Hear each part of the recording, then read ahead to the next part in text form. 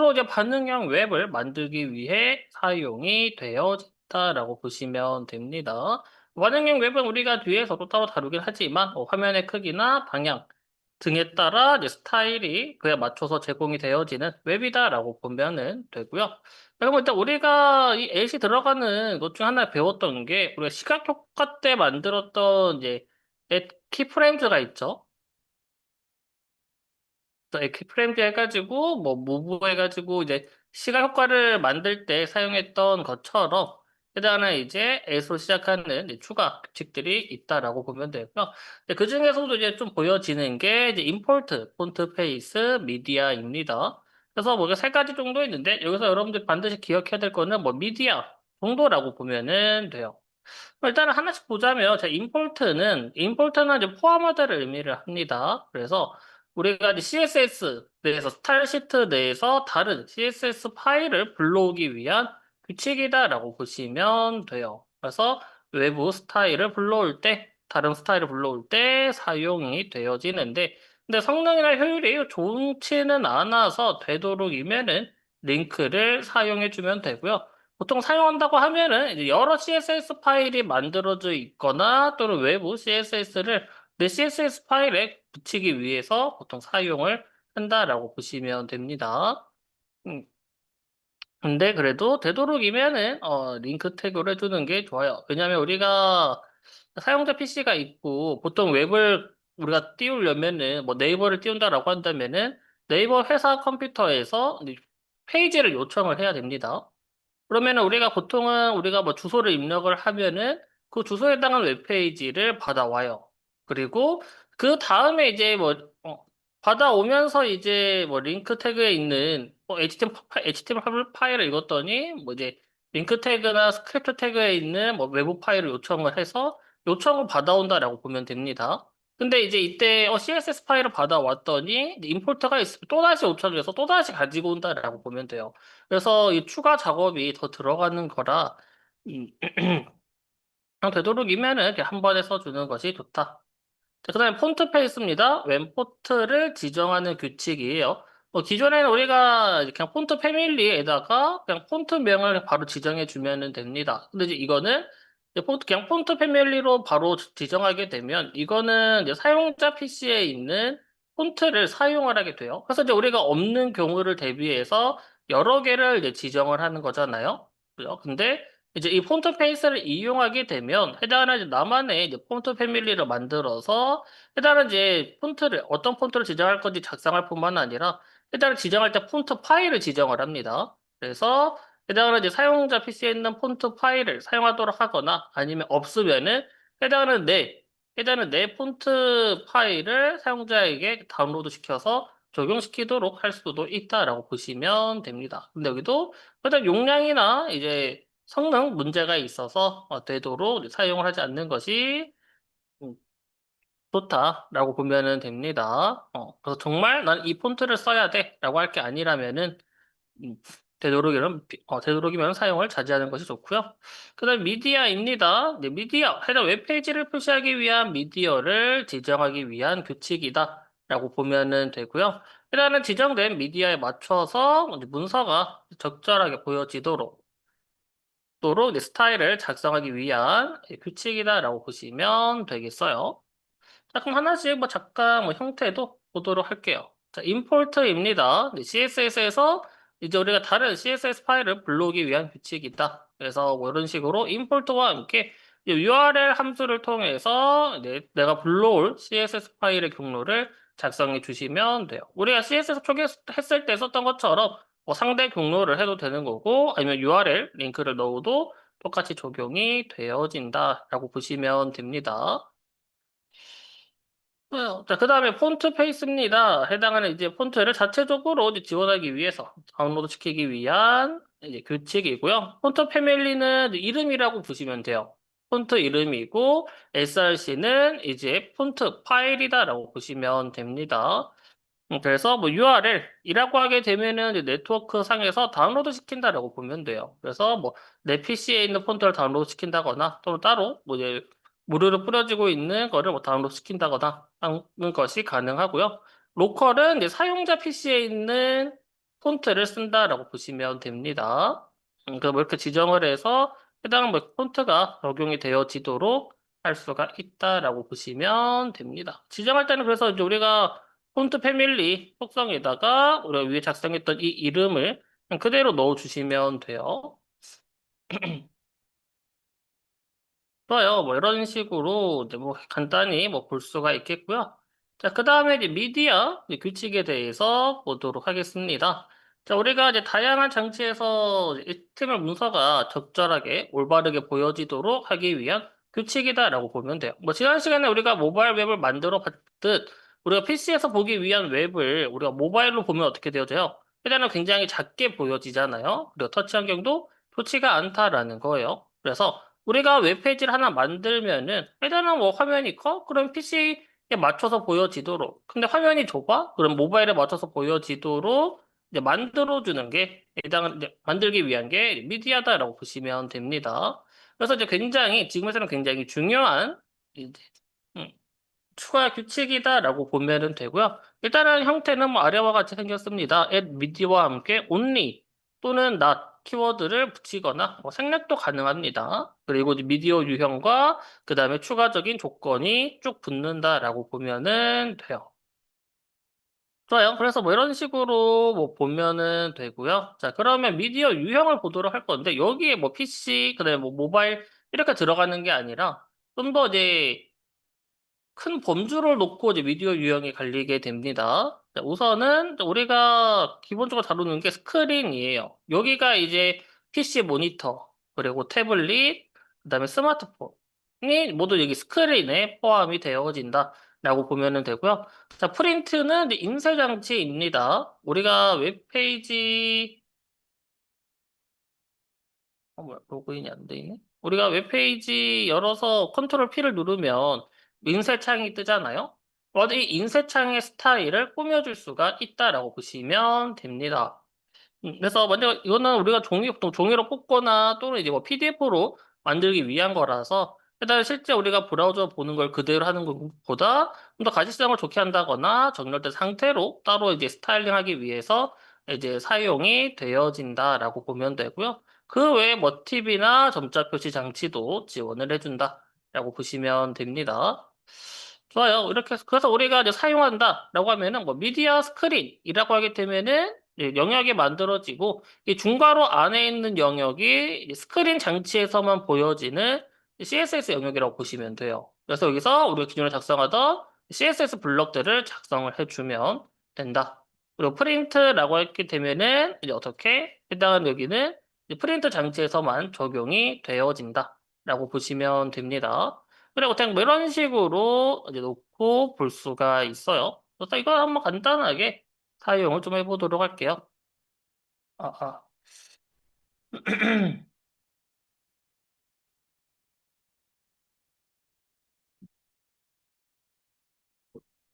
H1에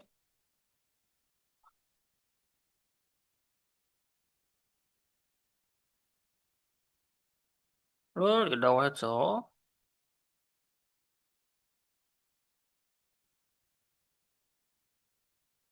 H2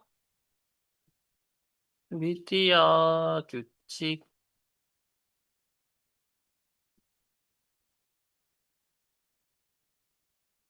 그리고 문단도 일단은 뭐 있어 보이게 하기 위해 문단도 하나 뭐 준비해 주도록 하겠습니다.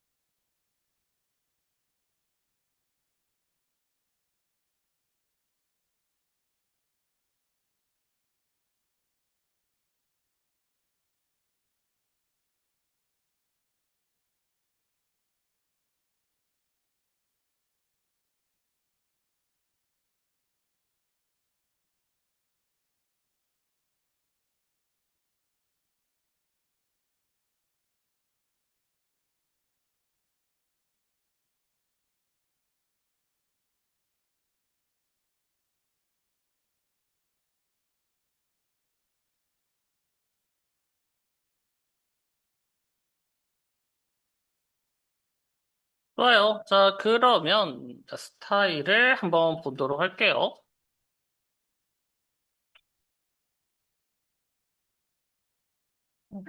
일단 우선은 그럼 현재 내가 만든 페이지는 뭔가 좀 어두운 테마로 만약에 페이지를 뭐 만들고 싶다라고 하겠습니다. 그래서 우리가 기본 스타일들을 좀 현재 어이구야 뭐 이렇게 보여지고 있을 건데,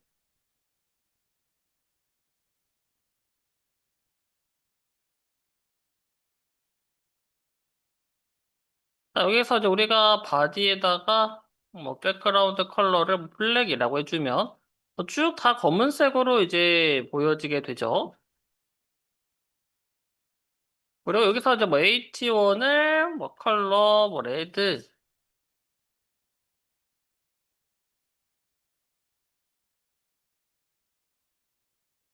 뭐 H2에 뭐 컬러 뭐 간단히 오렌지에다가 뭐 패디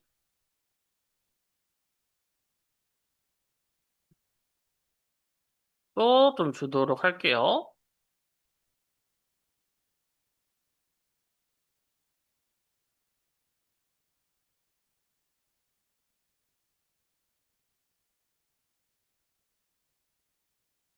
그다음에 뭐 보도,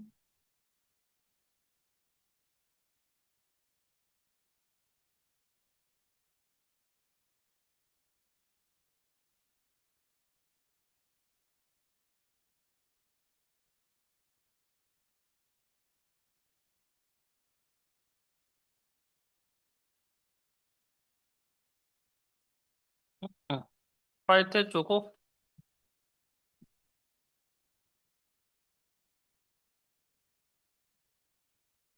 뭐 간단히 뭐 이렇게 주도록 하고, 그다음에 뭐 피 태그 뭐 컬러 그다음에 뭐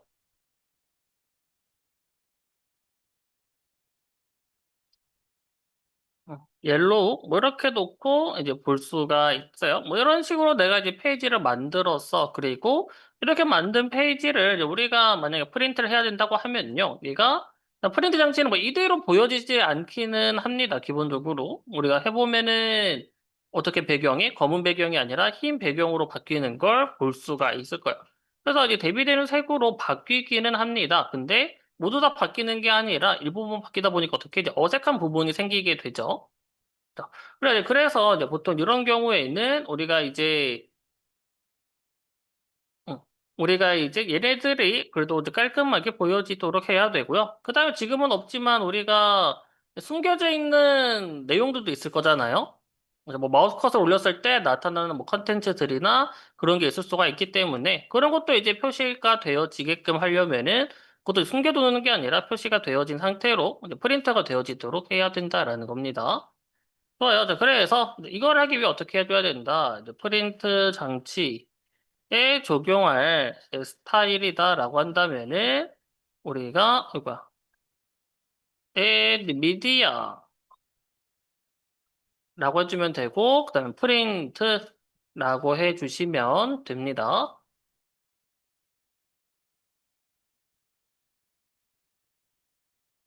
그래요. 그러면 뭐 H1에다가 우리가 뭐 컬러를 뭐 블랙이라고 해주고 뭐 텍스트 얼라인도 뭐 텍스트 정렬도 해주고 그다음에 이제 뭐 밑줄도 구워주도록 해줄게요. 이렇게 적용하게 되면은 일단 어떻게 되어져? 일단 화면, 브라우저 화면상에서는 그대로 아직 빨간 글자로 보여지게 됩니다. 근데 이제 우리가 여기서 컨트롤 P를 똑같이 다시 눌러보면 어떻게? 해당하는 제목이 검은 색으로 중앙 정렬이 되어진 것을 볼 수가 있을 거예요. 그죠? 그래서 말했듯 이제 브라우저에서 보통 이제 컨트롤 P 를 눌러 이제 확인을 해주면 됩니다. 하는 김에 그래서 뭐 H2도 뭐 컬러를 뭐 네이비, 뭐 텍스트 얼라인 뭐 센터, 뭐 P 태그도 뭐 컬러를 뭐 블랙으로 해주고 뭐 텍스트 얼라인을 여기서는 뭐 저스티파이로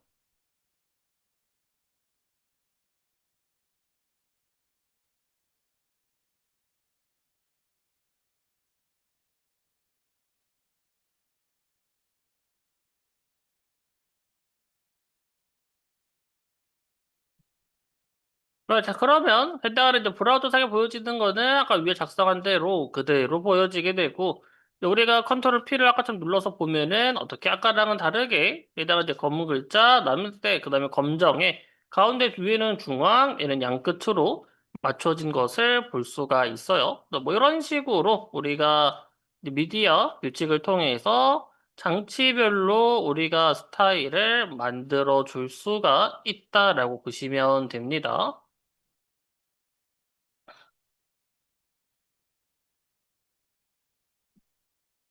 자, 그럼 우리가 이거 같은 경우는 PC에서만 보여질 거야 라고 한다면 그냥 맞아 우리가 그냥 기본 상태를 뭐 이렇게 두셔도 되기는 합니다. 얘를 무조건 스크린에다가 담을 필요는 없기는 해요. 그냥 어차피 둘 중에 하나만 적용이 되어져야 된다고 하면은 그냥 하나를 기본으로 두고 하나가 덮어 씌워지도록 해주면은 됩니다. 뭐 이런 식으로 만들어 줄 수가 있다라고 보면은 되겠습니다. 일단 미디어 규칙에서 이런 거다라고 보면 되고 여기서 이제 플러스로 이제 뒤에 다른 조건들을 넣어줄 수가 있게 되는 거예요. 또 이제 조건을 넣는 거는 우리가 프린트에 넣을 게 아니라 이제 스크린에다가 넣어주긴 할 겁니다. 왜냐하면 우리가 스크린 장치가 말 그대로 이제 PC 하나만 있는 게 아니라 태블릿도 있고, 그 다음에 이제 스마트폰도 있는 거니까. 그래서 이제 어떻게 우리가 이 똑같은 스크린이더라도 PC인 경우, 태블릿인 경우, 스마트폰인 경우를 나눌 수 있어야 된다라고 보시면 돼요. 좋아요. 자, 그러면 이거를 어디에다가 적용하느냐? 이제 반응형 웹에다가 적용을 할 겁니다. 자, 반응형 웹은 원소스 멀티 유즈라는 약간 슬로건 같은 거 가지고 있는데, 가변 그리드, 가변 이미지, 미디어 쿼리 등을 이용해서 하나의 소스 코드로 제작된 컨텐츠가 다양한 크기에 맞춰서 이제 화면이 바뀌는 기술을 의미한다라고 보시면 돼요. 말 그대로 하나의 코드를 가지고 여러 곳에서 이제 사용을 하자라는 겁니다. 그래서 이를 통해서 이제 사용자는 어떤 크기의 디스플레이 장치에서든 이제 사이트를 방문했을 때 불편함 없이 높은 경험을 이제 제공을 받을 수가 있다라고 보시면 돼요. 그래서 이제 기존의 웹사이트의 내용을 그대로 유지하면서 다양한 크기에 맞춰서 보여줄 수 있도록 하기 위한 웹이다라고 보시면 됩니다. 그래서 이게 굳이 뭐 장치별로 나뉘는 게 아니라 우리 똑같은 장치더라도 크기에 맞춰서 보여줄 수 있도록 보여지면은 돼요. 뭐 대표적으로 W3 스크롤서도 보면은 뭐 큰 화면일 때 보여지는 뭐 내용이랑 그다음에 여기서 뭐 점점 뭐 좁아질 때 보여지는 내용을 보면은 이제 어떻게 해당하는 이제 컨텐츠 구성이 가로에서 이제 세로 방향으로 바뀌게 되고 여기서 이제 조금 더 뭐 줄어들면은 해당하는 이제 코드를 생략한 채로 간결하게 보여지는 걸 볼 수가 있죠. 뭐 이런 식으로 똑같은 미디어 장치더라도 해당하는 미디어 장치, 똑같은 이제 장치더라도 이제 크기에 맞춰서 대응이 되어지도록 하기 위한 기술이다라고 보시면 됩니다. 그래서 이제 이거를 우리가 장치마다 만드는 게 아니라 하나의 페이지로 만든다라고 보시면 되겠어요. 좋아요. 자, 그러면 보도록 하죠. 자, 그럼 특징은 일단 하나의 HTML 소스만으로 작성이 되어져야 됩니다. 특정 장치에 뭐 최적화된 다수의 HTML이 있다면 그거는 더 이상 반응형이 아니에요. 그래서 이제 최적화된 페이지로 이동이 되어지는 게 아니라 해당하는 그 하나의 HTML 코드를 가지고 이제 페이지가 만들어지면은 된다라고 보면 되고요. 그래서 반응형 웹을 여러분들이 대응이 되어지도록 만들었다라고 한다면은 말 그대로 모든 스마트 기기에서 접속이 가능하다라고 보시면 됩니다. 그래서 웹 기반이 동작이 되어지는 곳에서는 어디서든 표시가 되어질 수가 있고요. 그다음에 뭐 태블릿이나 그다음에 스마트폰 같은 경우는 이제 가로 세로 모드가 따로 있죠. 그래서 가로 세로 모드에 맞춰서 변경하는 것도 가능하다라고 보시면 됩니다. 자, 그럼 반응형 왜 굳이 복잡하기는 하나 이거를 굳이 만들어야 되느냐라고 한다면 일단은 지금은 이제 모바일 트래픽이 굉장히 많이 증가가 되어지고 있는 상태입니다. 뭐 보급률도 지금 이제 엄청 많이 높아졌을 뿐만 아니라 일단 웹 트래픽의 50% 이상이 이제 모바일이다라고 보면 돼요. 의외로 PC에서 웹을 다루는 경우보다 모바일에서 웹을 다루는 경우가 이제 훨씬 더 많아졌다라고 보시면 됩니다. 네, 그만큼 이제 모바일, 웹의 비중이 증가하게 되어졌고, 그 다음에 이거는 아까 뭐 이렇게 설명했던 것처럼 다양한 디바이스에서 보여주기 위한 거고, 그 다음에 SEO 최적화라고 해가지고 이제 검색 엔진에 대한 신뢰성 최적화라고 보면은 됩니다. 그래서 구글이나 네이버 같은 이제 검색 엔진 사이트의 신뢰성을 확보하기 위함이다라고 보면은 돼요. 신뢰성을 우리가 얻어야 우리가 이제 무료인 상태에서도 노출 가능성이 올라간다라고 보시면 돼요. 음. 그래서 SEO 최적화. 그 중에 하나가 이제 반응형 웹이다. 그래서 우리가 기존에 배웠던 뭐 시멘트 태그나 그 다음에 모바일 웹을 포함한 이제 반응형 웹 플러스에다가 이제 웹 표준의 몇 가지 있어요. 해당 뭐 지켜야 되는 몇 가지 것들이 있는데 이것들을 지켜주면은 신뢰성이 많이 확보가 되어진다라고 보시면 됩니다.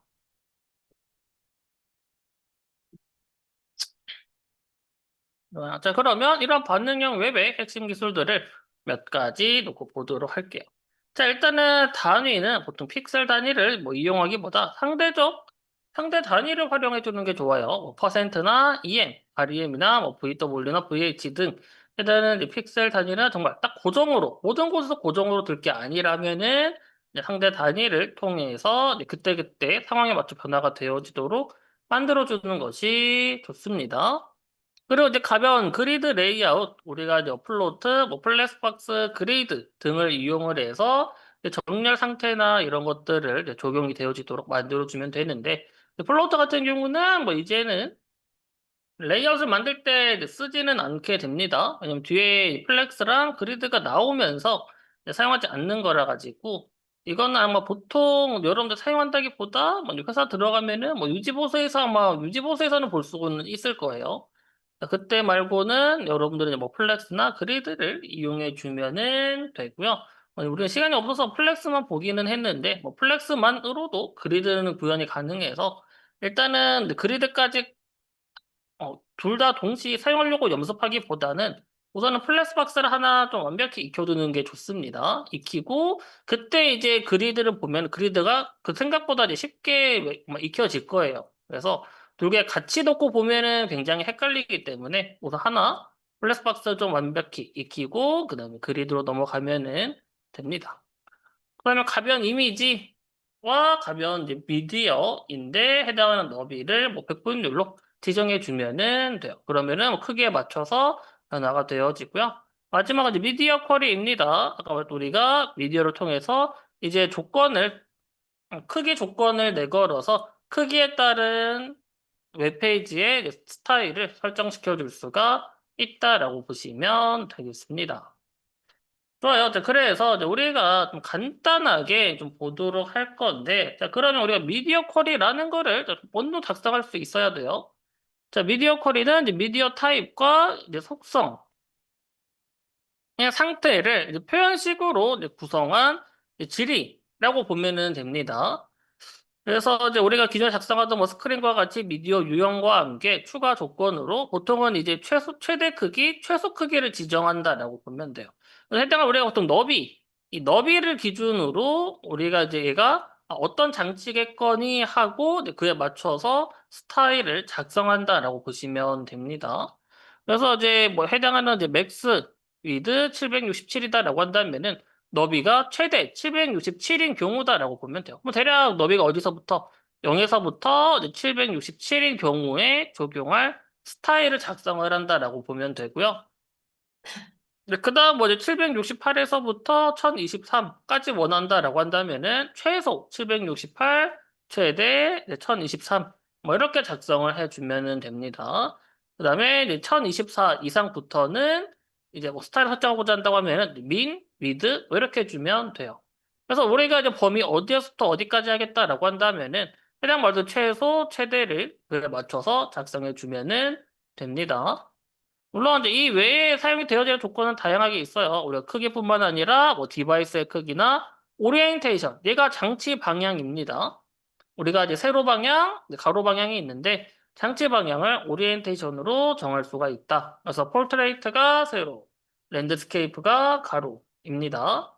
그다음에는 뭐 이제 뭐 쭉 화면 비율이나 뭐 해상도 등 쭉 있는데 이제 보통은 이제 우리가 이 너비만을 위주로 다루기 때문에 뭐 이 정도 해주면 되고 여러분들이 이제 어, 스마트 기기에서 이제 가로 세로를 넣고 이제 구분하도록 하고 싶다라고 한다면은 그때는 이제 좀 오리엔테이션을 뭐 사용해 주면은 됩니다. 자, 일단은 뭐 이런 식으로 놓고 볼 수가 있고요. 자, 그러면 보통 어디서부터 어디까지가 이제 무엇인지를 알아야 되잖아요. 일단은 뭐 중단점입니다. 해당하는 CSS, 즉 기기를 구분하기 위한 이제 구분점이라고 보면은 되는데, 이거는 이제 뭐 정확히 여기가 이제 무조건 구분점이다 정해놓은 게 아니라, 그냥 보통 연도별로 이제 스마트폰의 기기가 종종 많이 달라지잖아요. 사용이 되어지는 게. 그래서 거기서 이제 평균적으로 이제 많이 사용이 되어지는 이제 기준점들이다라고 보면은 돼요. 그래서 모바일의 최소는 380, 태블릿의 최소는 768, 이다라고 보면 되고, 뭐 고정폭은 뭐 940에 960, 노트북은 뭐 1024고, 데스크탑은 뭐 1200이나 좀 작게 한다면은 뭐 1080 정도가 있다라고 보시면 됩니다. 그래서 뭐 되게 이렇게 있다라고 보면 되고, 자, 그러면 일단은 이렇게까지 간단히 보고, 한번 일단 반응형 웹, 아까 미디어 퀄이 있죠? 미디어 퀄에 한번 직접 작성해 보고, 스타일 변화가 되어지는 것도 좀 간단히 보도록 할게요. 자, 파일 02에 responsive 웹이라고 하겠습니다.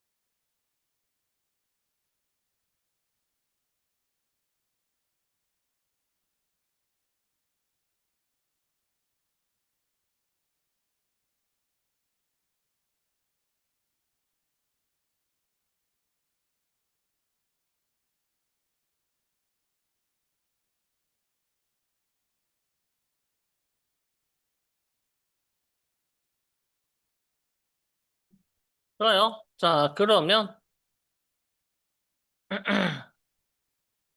자, 우선은 그냥 간단하게 뭐 헤더에다가 H1 그냥 반응형 웹 그냥 실습이라고 간단하게 작성해 주도록 할게요.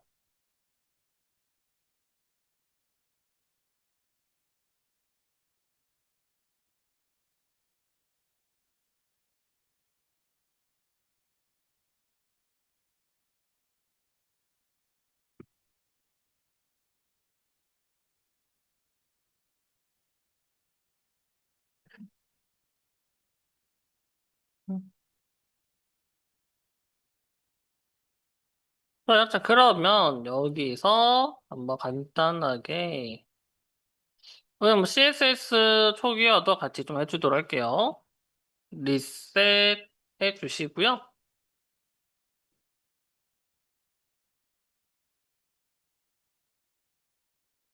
일단 헤더 좀 놓고 보도록 하겠습니다. 자, 그러면 일단은 뭐 기본 색상을 좀 어두운 뭐 회색으로 해주고요. 폰트 사이즈 2.5. 폰트 웨이트 볼드에 텍스트 얼라인 센터. 그다음 글자 색은 하얀색으로 만들어준다. 그다음에 이렇게 하고 뭐 위아래 여백이 없을 것 같으니까 패딩에 뭐 1임 뭐 이 정도 일단 주도록 할게요.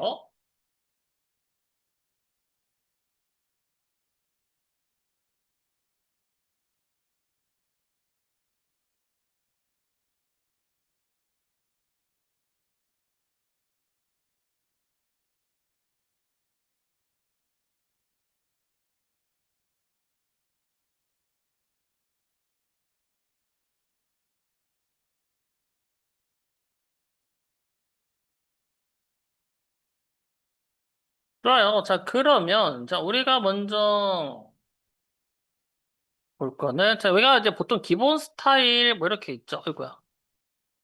얘가 이제 어떻게 보면 기본 스타일입니다. 그냥 말 모든 장치에서 동일하게 설정이 되어질 스타일을 그냥 작성하는 거고, 여기서 우리가 뭐 기본을 뭐 모바일로 둔다고 하면은 화면이 좀 더 커졌을 때, 한 태블릿 단계쯤 되어졌을 때 스타일을 바꾸고 싶다. 뭐 배경색이나 뭐 글자색을 바꾸고 싶다라고 한다면은 이제 우리가 어떻게 해줘야 돼? 이때는 이제 우리가 미디어를 통해서 설정해주면 된다라는 겁니다. 그래서 스크린과 함께 end라고 해주고요. 그 다음에 이제 조건을 작성해주면 된다라고 했어요. 그래서 우리가 뭐 대략 뭐 481부터 그 다음에 768 픽셀 뭐 이렇게 맞추고 싶다라고 하겠습니다. 자, 그러면은 여기서 이제 어떻게 우리가 min width에 481 픽셀 해주고요. 그 다음에 end 맥스죠. 최대 너비 768 픽셀 뭐 이런 식으로 설정을 해 주시면 되겠습니다.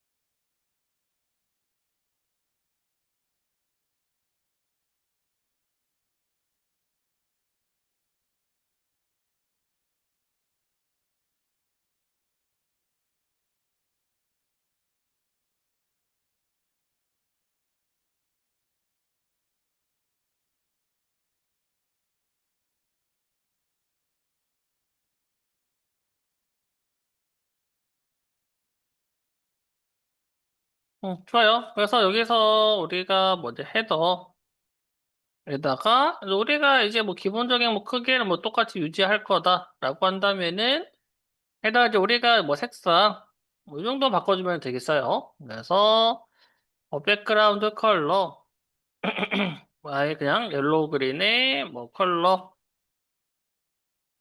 뭐 네이비 뭐 이렇게 하게 되면은 어떻게 우리가 이제 페이지가 엄청 좁을 때는 그냥 어두운 배경에 흰 글자가 되어지고 그 다음에 이제 해당 어느 정도 커지게 되면 어떻게 해당은 이제 녹색으로 바뀌는 것을 볼 수가 있습니다. 뭐 이렇게 볼 수가 있고요. 조금 더 그냥 여유를 둬야겠다. 이거를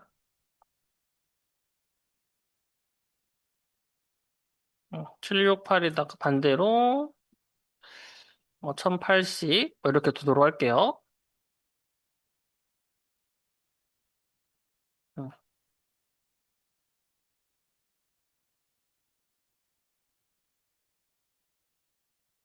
좋아요. 일단 뭐 이런 식으로 볼 수가 있고 이것도 그냥 좀 널널하게 1200, 1200으로 해주도록 합시다. 구간이 짧으니까. 좋아요. 이렇게 해줄 수가 있고 그 다음에는 이제 그 이상 뭐 해달을 이제 720, 1200, 1200이죠. 1200 이상부터는 이제 어떻게 미디어에 스크린 뭐 엔드 해가지고 해당은 이제 민 위드 1200 뭐 이렇게 작성해 주면은 되겠습니다. 그래서 뭐 백그라운드, 뭐 푸른 계열로 뭐 만들어준다.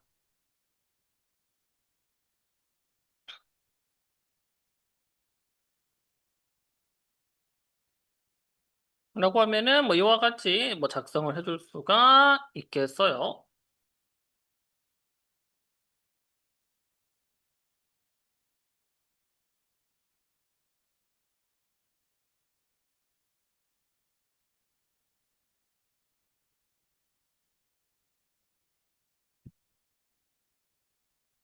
자, 이렇게 하게 되면은 이제 어떻게 되어져? 해당하는 완전 좁을 때, 그 다음에 뭐 중간, 그 다음에 완전 넓을 때, 해당하는 이제 위에 색이 어떻게 바뀐다? 해당하는 색이 계속 바뀌는 걸 볼 수가 있죠. 뭐 이런 식으로 우리가 똑같은 미디어 장치더라도 뭐 할 수 있다? 기기에 맞춰서 보여지도록 하는 것이 가능하고, 뭐 개발자 도구에서도 보면은 태블릿에서는 초록 배경으로, 그 다음에 뭐 스마트폰에서는 뭐 어두운 배경으로, 그 다음에 뭐 PC는 노트북이 있나? 음. 그래요. 일단 뭐 이렇게 볼 수가 있다라고 보시면 되겠습니다. 손-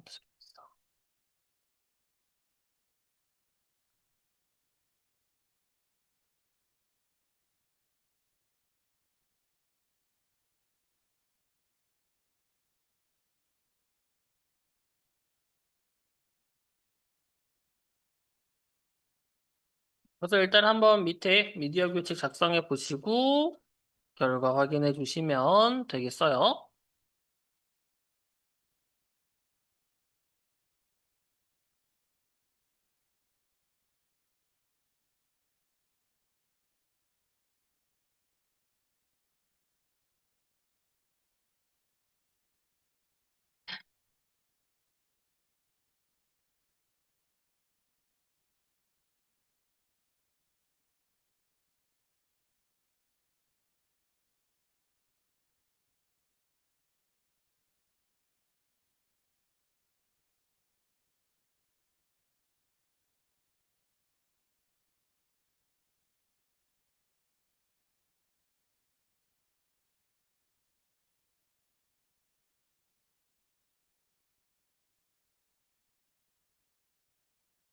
좋아요. 네, 이렇게 해주면 되고. 자, 그러면 여기서 이제 우리가, 음, 밑에다가 포터에 p 태그 카피해가지고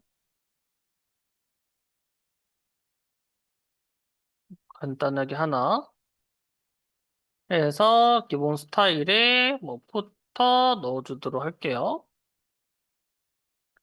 그러면은 뭐 포터 뭐 이렇게 만들어질 거고 똑같이 각각 똑같이 바뀌도록 일단 만들어다가 포터 해주도록 하겠습니다.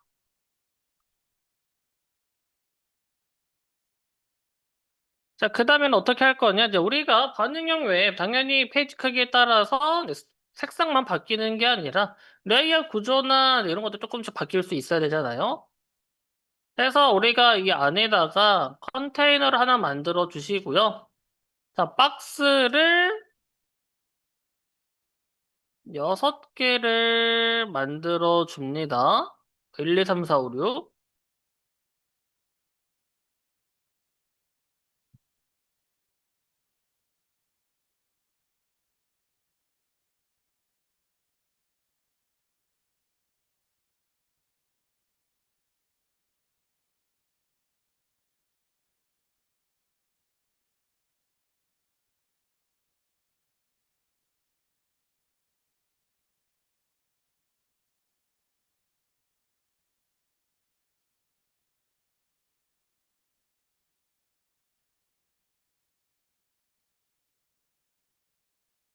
좋아요. 자, 그러면 음,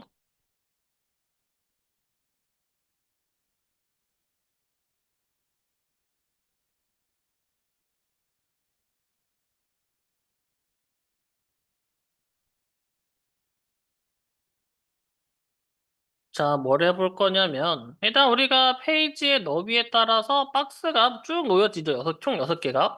그럼 얘가 페이지의 크기에 따라서 보여진 형태, 해당의 행렬이 바뀌도록 만들어주자라는 거예요. 말대로 우리가 모바일에서 어떻게 쭉 세로 방향으로만 배치가 되어지도록 하고, 그 다음에 이제 어느 정도 커지면은 2열로, 그 다음에 뭐 3열로, 뭐 좀 더 커지면은 이제 고정으로, 고정된 크기로 보여질 수 있도록 이제 한번 만들어 보자라는 겁니다. 어쨌든 우리가 원하는 거는 이제 크기에 맞춰서 기기에 맞춰서 웹페이지를 보여주려면 색상이 바뀌어야 되는 것보다는 일단 레이아웃 구성이 또는 이제 항목 구성에 대한 이제 행렬 크기 정도 바꿀 수는 있어야 된다라는 거예요. 그래서 이거에 대해서 이제 보도록 하겠습니다.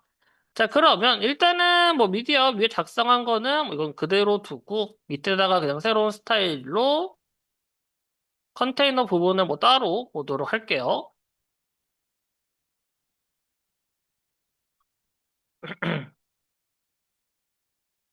자, 그럼 우리가 얘네들을 어떻게 해줘야 돼? 일단은 뭐 모바일에서는 뭐 세로 방향이긴 하지만 얘네가 크기에 따라서 이제 뭐 2열, 그 다음에 3열로 바뀌어야 되는 거잖아요. 자, 그러면 그냥 어떻게 해줘야 돼? 그냥 얘네들 무조건 그냥 플렉스로 해주는 게 당연히 좋습니다. 왜냐면 어차피 똑같이 나열이 되어져야 되는 거니까.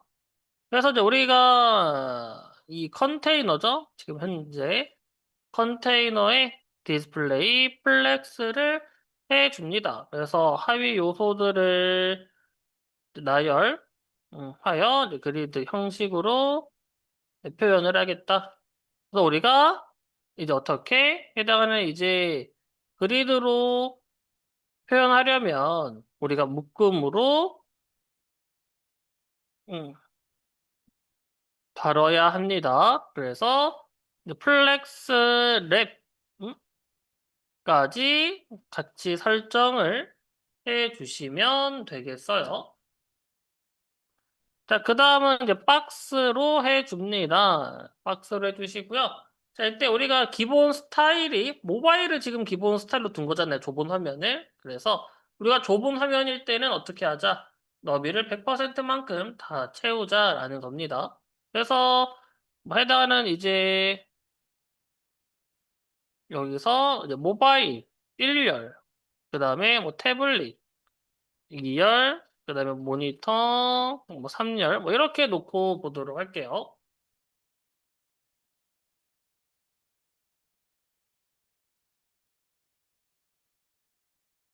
자, 그러면 기본이 모바일이기 때문에 너비를 우리가 일렬로 채우려면 어떻게 해주면 돼? 해당 이 너비를 컨테이너 너비를 꽉 채우면 되죠. 그래서 아이고야, 너비 100%라고 해주면은 되고요. 네, 폰트 사이즈를 1.5, 뭐 텍스트 얼라인에 센터 뭐 이렇게 두도록 할게요. 뭐 패딩은 20픽셀 일단 뭐 이렇게 줘서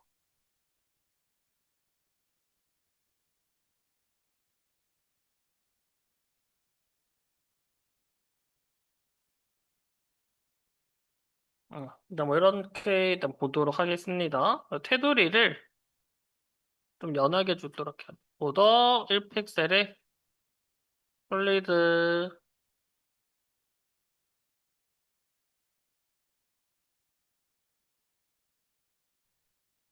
짧게 주게 되네. DDD로 주도록 하죠.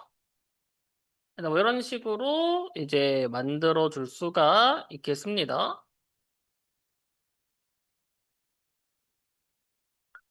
이렇게 주면 되고요. 자, 그럼 우리가 나중에 2열, 3열로 만들려면은 우리가 얘네 계산이 딱 떨어져야 됩니다. 딱 떨어져야 돼서 근데 우리가 100%에다가 1픽셀이 들어가면은 얘가 어떻게 총 너비가 100%를 넘어가게 되죠. 그래서 이럴 때 같이 설정해 줘야 되는 게 뭐냐면 박스 사이징을 이제 같이 설정을 해 주셔야 됩니다. 왜냐면 그리드 같은 거를 다룰 때는 1필색만 오버가 되어지거나 이래버리면 그대로 다음 줄로 내려가기 때문에 해당하는 이제 박스 사이징으로 우리가 계산하기 편하게 만들어 주시면 돼요. 좋아요. 일단은 뭐 이런 식으로 보면은 되고, 자, 그러면, 음, 자, 그럼 이제 여기서부터 한번 이제 여러분들이 이제 초록색인 상태에서는 2열로, 그 다음에 이제 파란색인 상태에서는 3열로 일단 보여지도록, 근데 고정폭은 신경 쓰지 마시고, 일단은 뭐 이렇게 보여지도록 한번 미디어 쿼리를 이제 작성을 해 보시면 되겠습니다.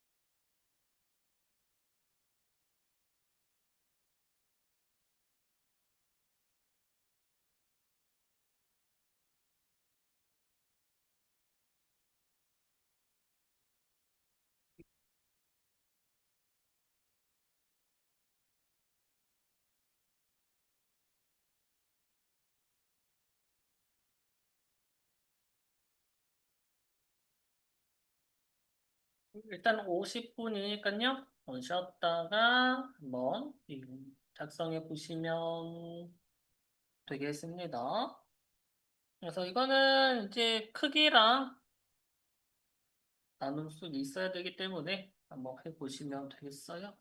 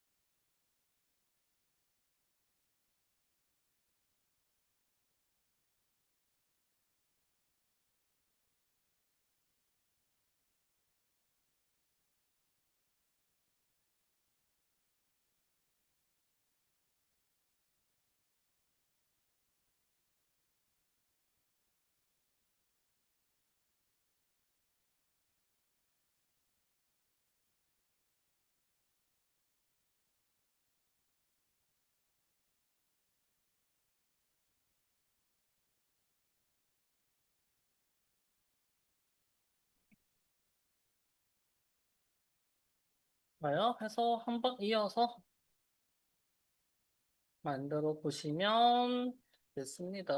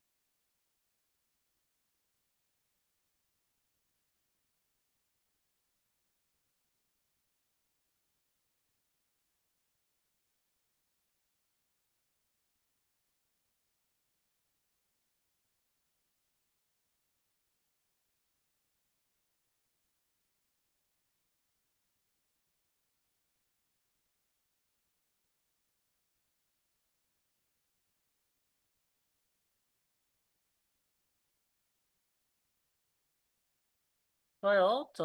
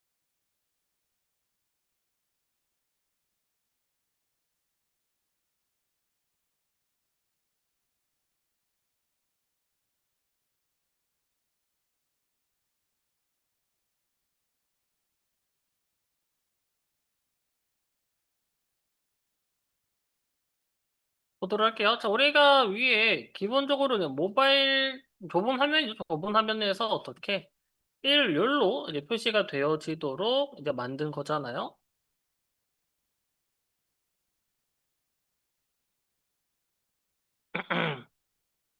그죠? 자, 그러면 우리가 2열로 보여주게 하기 위해 선은 어떻게 해야죠? 얘도 마찬가지로 크기가 반토막이 나야 된다라는 겁니다. 더 커지면 어떻게 3개씩 보여주려면은 한 등분이 되어져야 된다라는 얘기예요. 자, 그러면 이제 말도 뭐가 바뀌는데 우리가 뭐 100%를 예로 맞춰 놓은 거니까 뭐 얘만을 조작을 해서도 뭐 가능은 하다라고 보시면 됩니다. 자, 그럼 이제 어떻게 우리가 미디어에서 스크린 해주고 그다음에 이제 최소 768 픽셀에서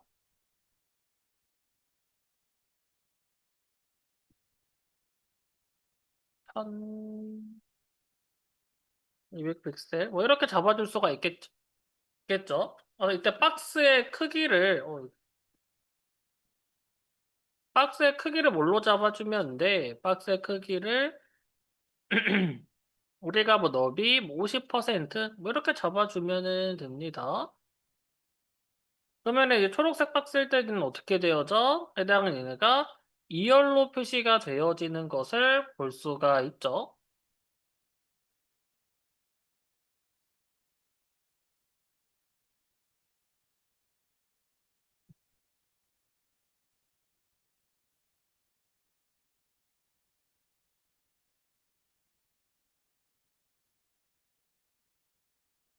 이해되시나요?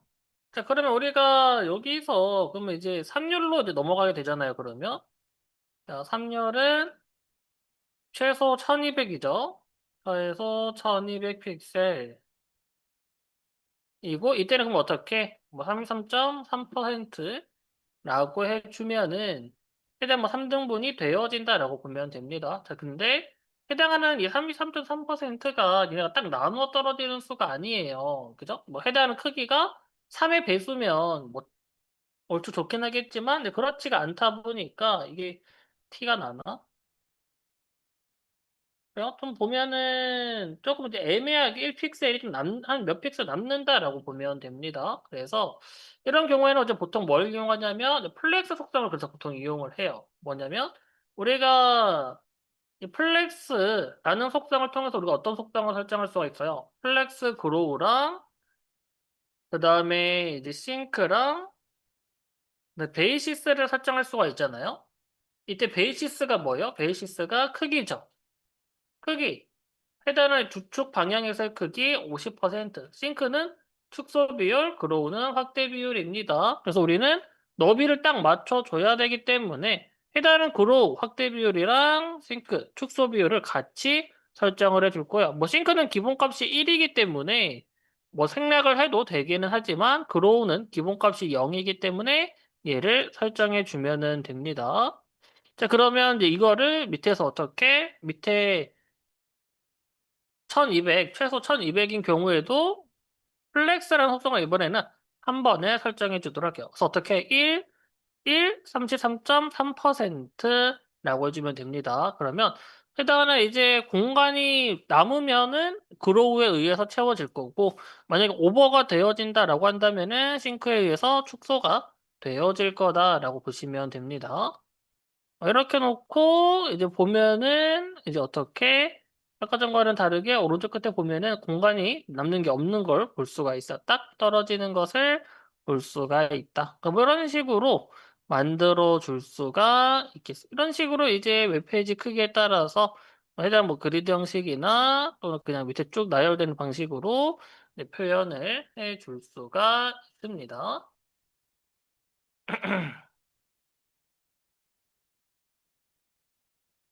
음.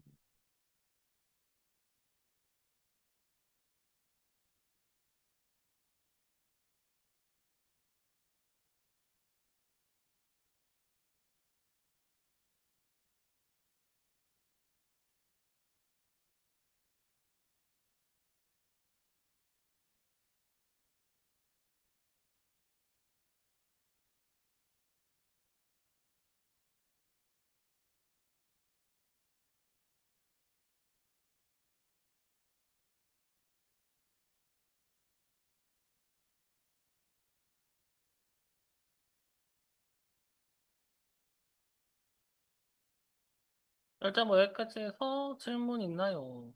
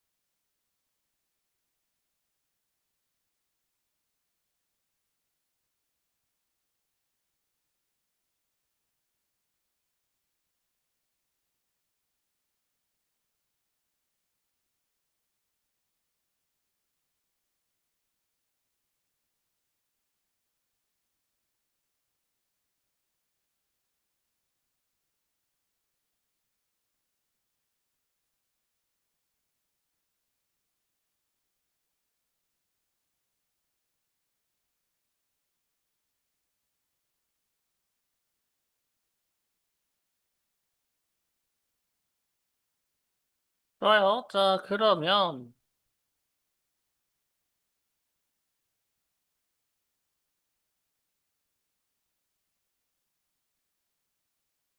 자, 한번 뭘 해보시면 되느냐? 우리가 이전에 간단하게 레이아웃들 한번 간단하게 그냥 영역들을 만들어 봤잖아요. 컨텐츠를 제외하고 뭐 고정 포기랑 뭐 이런 것들을 만들어 봤는데 자, 그러면 일단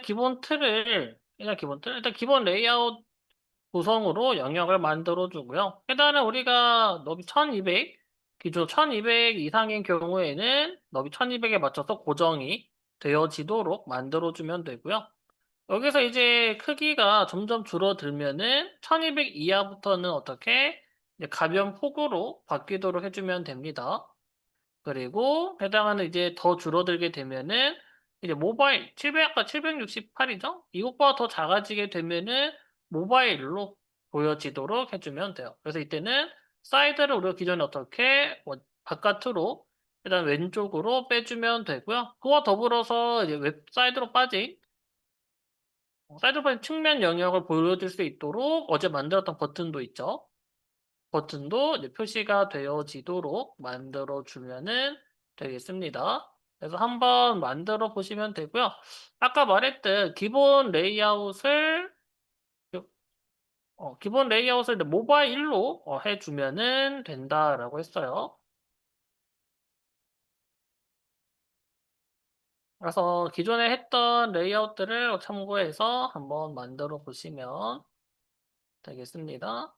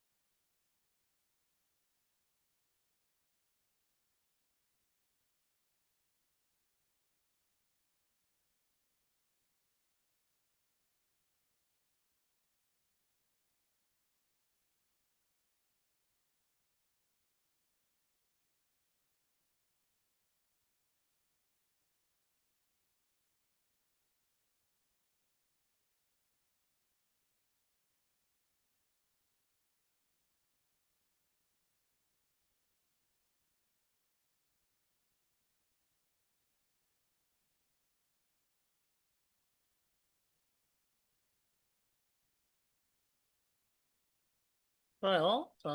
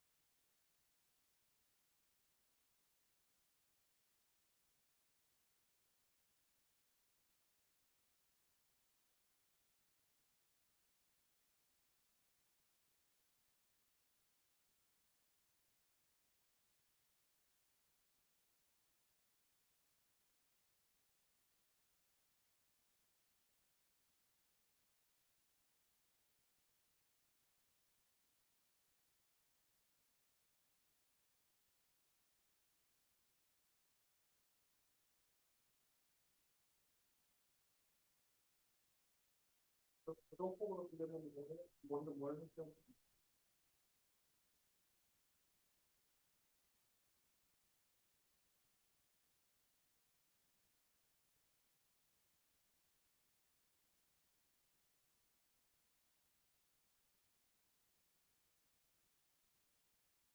네, 내비게이션도 다른 요소 다들 너비가 1200 구조는 배워야 되잖아요. 그래서 우리가 크기를 하나씩 1200으로 직접 지정해 주진 않았죠. 해줬을 때.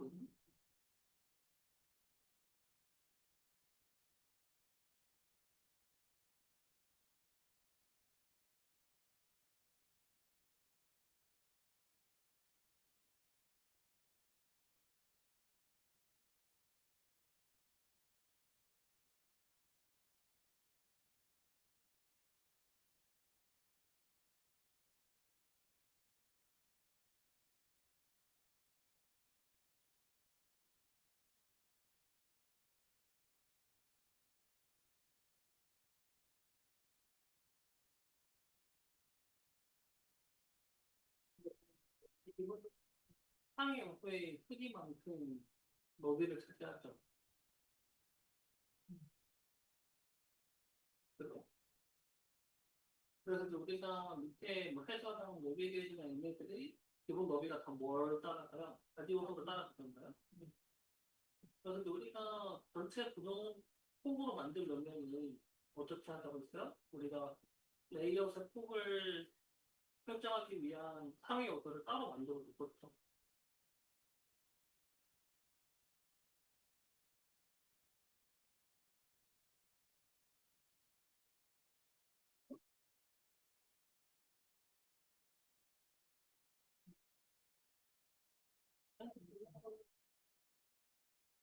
그거는 어쨌든 찾아서 보는 게 빠지고 그건 모바일이 있고 아마 그런 거는 그냥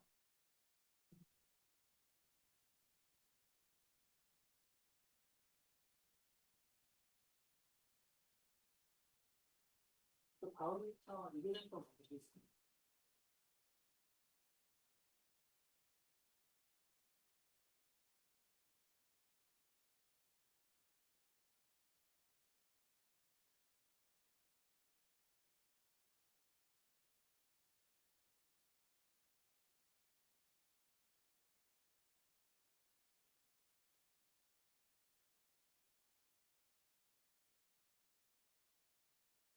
언제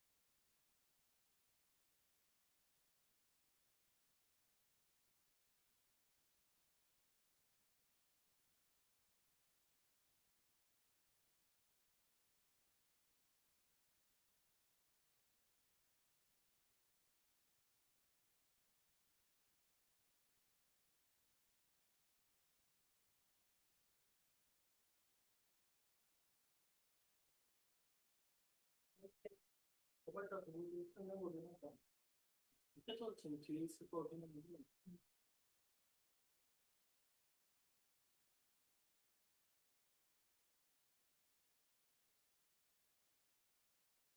이 컨테이너를 그걸 넣어야 돼.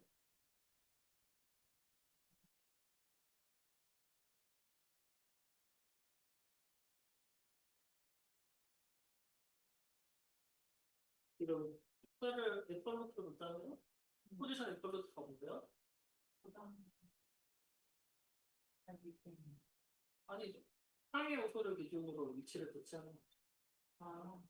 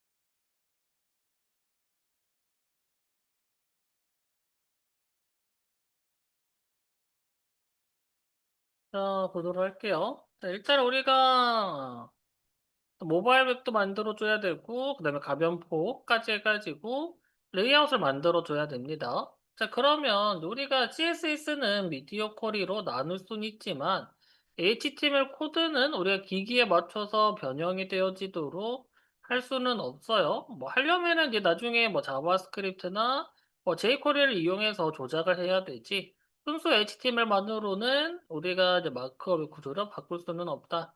그래서 하나의 구조로 우리가 모바일도 그다음에 이 PC에서도 동일하게 보여지도록 작성을 해줘야 돼요. HTML 같은 경우는 얘네들은 여러분들이 설계를 잘 해줘야 되는데 일단 뭐 안에 별다른 컨텐츠가 없으니까 뭐 레이아웃을 뭐 놓고 보자면 자, 우리가 일단은 이 고정폭을 만들기 위해서는 뭐 헤더, 내비게이션, 그 다음에 이제 본문이랑 하단, 영역이 들어가고, 그 다음에 이 레이아웃 전체 폭이 고정으로 되어져야 되니까 뭐가 필요해? 해당하는 얘네들의 전체 크기를, 그 다음에 위치를 결정하기 위한 이제 컨테이너가 하나 필요하다라고 했습니다. 그래서 이제 거기서부터 한번 보도록 할게요. 이그젠플 하고 해주고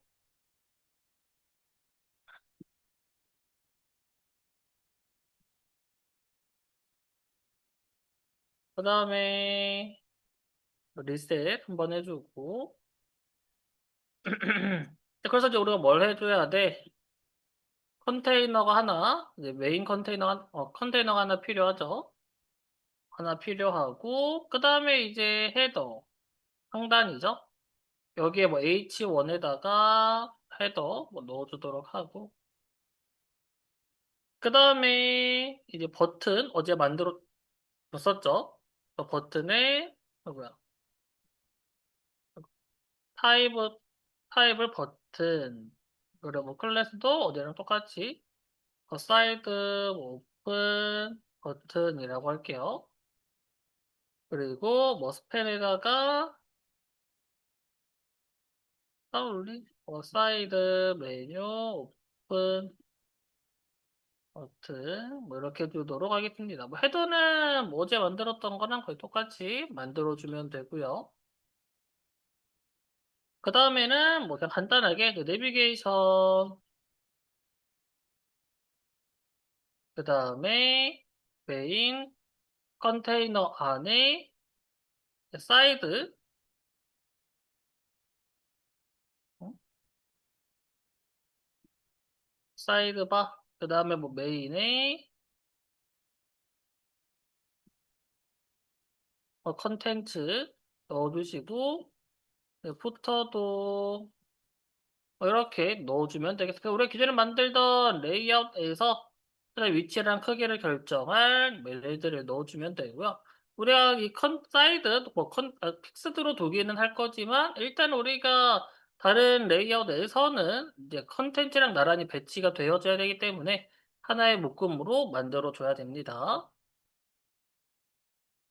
그래서 이제 모든 레이아웃을 똑같이 보여줘야 되기 때문에 모바일에서는 이렇게 안 해도 되기는 하지만 우리가 다른 레이아웃에서는 이렇게 만들어줘야 돼서 이런 식으로 만들어주면은 돼요. 좋아요. 뭐 이렇게 해주고 그 다음에 이제 기본적인 뭐 폰트 크기랑 배역, 영역을 구분하기 위한 기본적인 코드들은 어제 작성했던 거를 뭐 그대로 가지고 오도록 할게요. 바디부터 뭐 배경 들어가던 거죠. 이거는 그냥 똑같은 거니까 뭐 이렇게 일단은 가지고 오도록 할게요. 영역을 좀 가시화하기 위한. 자, 그러면 일단은 뭐 이런 식으로 이제 보여지겠죠.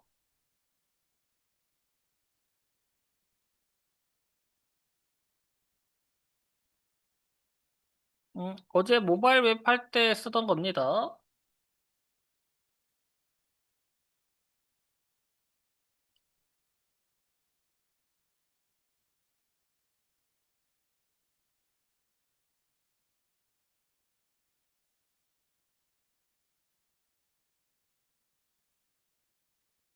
그래요. 뭐 시간이 없으니 좀 빠르게 보도록 할게요. 어제도 말했던 우리가 반응형 웹에서 기본 레이아웃은 이제 모바일 웹입니다. 왜냐면 일단은 간단하게 레이아웃 중 간단하며 핵심 정보들 위주로 다루기 때문이다라고 보시면 돼요. 자, 그러면 우리가 모바일 웹 같은 경우는 뭐 세로 방향으로 뭐 쭉 배치가 되어지기도 하고, 그 다음에 이제 헤더 같은 경우는 이제 버튼이 표시가 되어지면은 되죠.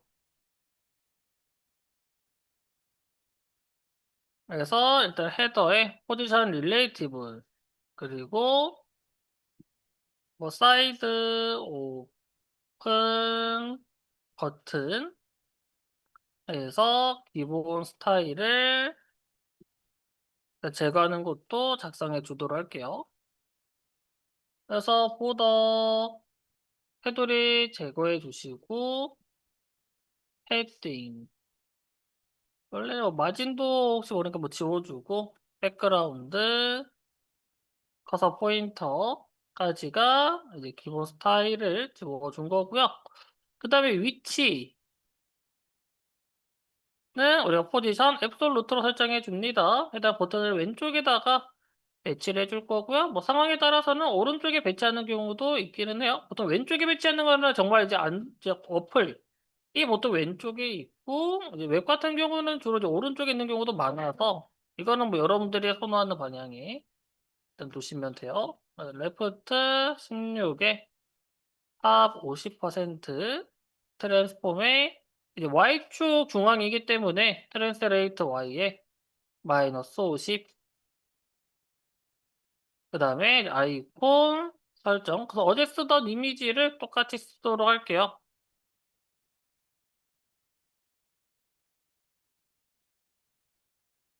URL에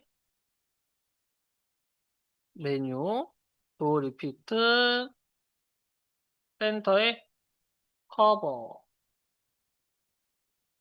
크게 설정 안 해뒀구나. 크기를 40, 높이 40. 어. 이런 식으로 해주면 되겠습니다. 자, 그 다음에 스크린 올리, 웹 접근성을 위한 이제 태그였죠. 그래서 버튼의 스크린 리더에 이제 잡혔을 때 읽히기 위한 텍스트다. 근데 이거를 디스플레이로 숨기면 텍스트가 안 읽히기 때문에 텍스트가 그냥 보여지지 않도록 1픽셀, 높이 1픽셀로 크게 설정해 주시고 이거를 이제 마진 마이너스 1픽셀을 해주면 해당하는 이 영역 자체가 어떻게 범위 밖으로 벗어나게 됩니다.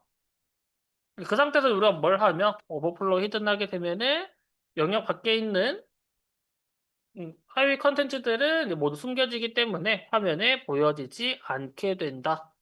뭐 이렇게 볼 수가 있겠어요.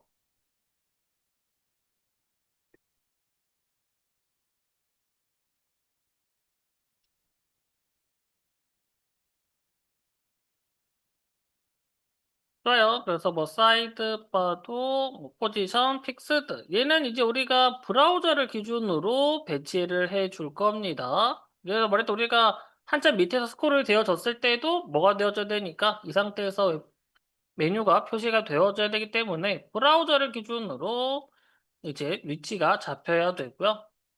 탑 0, 레프트 0, 너비 80%에 높이 100% 이렇게 잡아주면 되겠습니다. 그래서 뭐 숨길 때는 뭐 디스플레이로 숨기거나 아니면은 뭐 왼쪽에 보내서 왼쪽 화면 바깥에 있도록 만들어 주면 됩니다.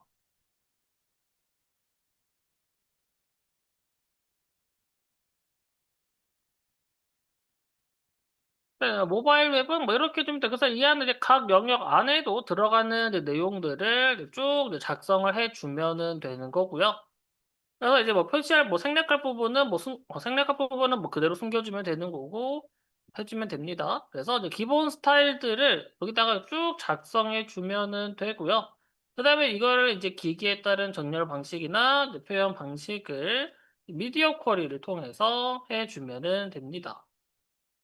이게 아니라 그래서 뭐 미디어 해가지고 스크린 앤드 윈 위드에 768 픽셀 앤드 넥스에 1200 픽셀 해주도록 할게요. 자, 그러면 여기서 일단은 이 버튼 있죠? 일단 이 버튼 이제 어떻게 해줘야 돼? 숨겨줘야 됩니다. 이제 숨기면 이제 숨기기만 하면 되기 때문에 뭐 이 스타일들을 다 없앨 필요는 없어요. 어차피 그냥 화면에만 보여지지만 않으면 되기 때문에 디스플레이 넌을 해줍니다. 그러면 이제 어떻게? 일단은 크기가 커지면은 버튼이 사라지게 되죠. 이 상태 주면 되고. 그 다음에는 이제 우리가 사이드바죠. 사이드바 어떻게 해주면 돼? 포지션을 스태틱으로 해주면 됩니다. 네, 그러면은 크기가 커지면 어떻게? 사이드바가 돌아온 것을 볼 수가 있고요. 여기서 이제 우리가 메인 컨테이너를 이제 디스플레이 플렉스 해줍니다. 그러면 뭐 나란히 배치가 되어지고요. 이 상태에서 이제 사이드랑 컨텐츠 영역을 좀 놓고 보도록 하겠습니다. 자, 우리 사이드바의 크기는 몇으로 보통 고정했어요? 우리가 여기서는 이제 300으로 해놓긴 했어요. 여기 안에 내용이 길어서 뭐 300으로 해두긴 했는데 한 200, 어이구야, 200 정도 줘도 뭐 충분하다. 그래서 뭐 200 내지 뭐 300 이렇게 해주면 되고 컨텐츠는 이제 뭐 해주면 돼? 우리가 플렉스 그로우를 1로 주면은 남은 영역을 모두 차지한다. 그다음에 높이 지금 우리가 위에 100%뭐 이런 식으로 해놔가지고 높이가 제대로 적용이 안 되어지고 있는데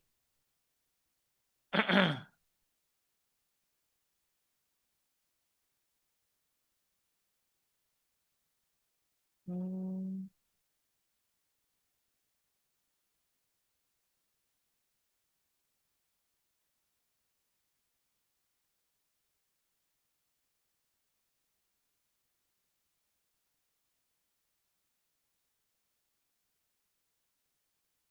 아니다. 여기를 오토라고 합시다. 알아서 이제 초기값이라서 알아서 계산이 되어지게 되고 일단 뭐 이거는 뭐 이런 식으로 뭐 해주면은 되죠. 이렇게 해주면은 이제 가변폭이 만들어지게 되고 혹여나 이제 컨텐츠가 너무 길어서 너무 많다라고 한다면은 사이드바가 줄어들 수가 있어요.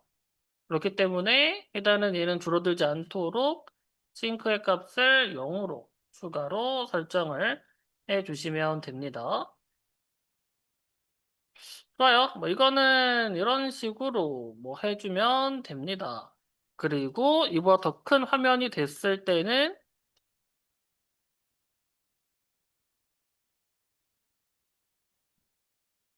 어떻게 해당 고정 폭이어야 돼요. 이 레이아웃의 전체 폭이 고정된 크기로 중앙에 와야 되는데 이 크기를 어떻게 우리가 각 영역마다 하나씩 지정해 주는 게 아니라 컨테이너한테 해주자라는 겁니다. 그래서 여기에다가 컨테이너의 너비 1200, 마진 0의 오토라고 해주면은 일단은 우리가 커지면은 어떻게 중앙에 예, 딱 고정된 크기로 위치한 걸 볼 수가 있고 똑같이 이제 뭐 버튼 지우고 사이드를 똑같이 넣어주면 됩니다. 그래서 뭐 똑같이 메인 어떤 컨테이너에 뭐 디스플레이랑 포지션 뭐 스태틱에 더비 200 높이 오토에 뭐 플렉스 싱크 0 뭐 컨텐츠 1 컨텐츠 1 플렉스 그로우 1 뭐 이렇게 해주면은 되어지고요. 버튼도 똑같이 없애주도록 하죠. 그래서 메인 컨테이너의 크기, 그 다음에 버튼 숨기기, 그 다음에 사이드랑 본문 나란히 배치하기 뭐 이렇게 만들어줄 수가 있다. 이렇게 해주면은 우리가 이제 모바일 환경에서의 레이아웃과 가변폭이랑 고정폭 뭐 이렇게 놓고 볼 수가 있어요. 이거야.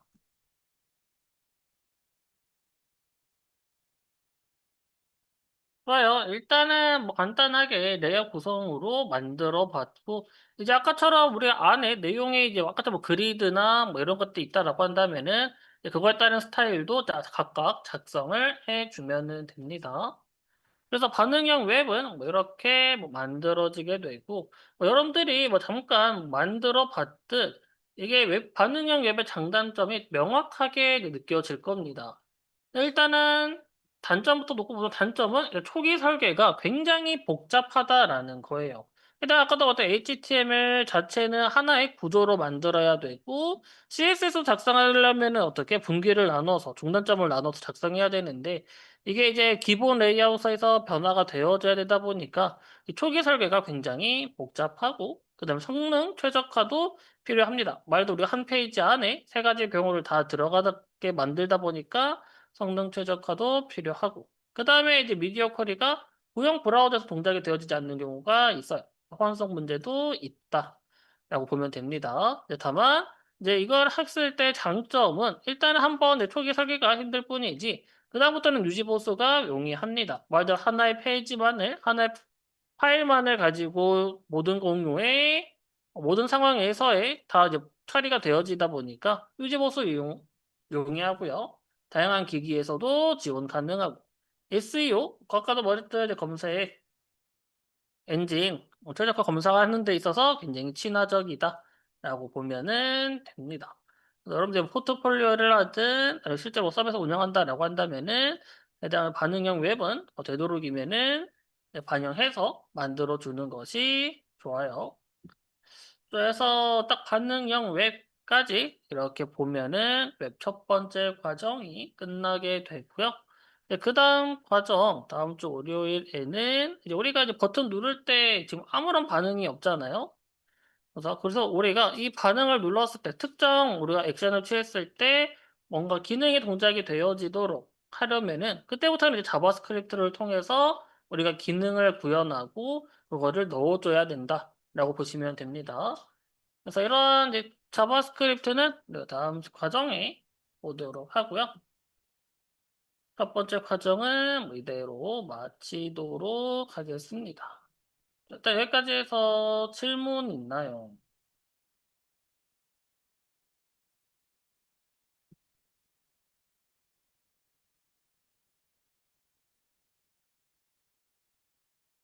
코드는 모두 올라가 있기 때문에 혹시라도 다 작성 못하신 분들은 업로드된 파일 통해서 정리해 주시면 되겠습니다.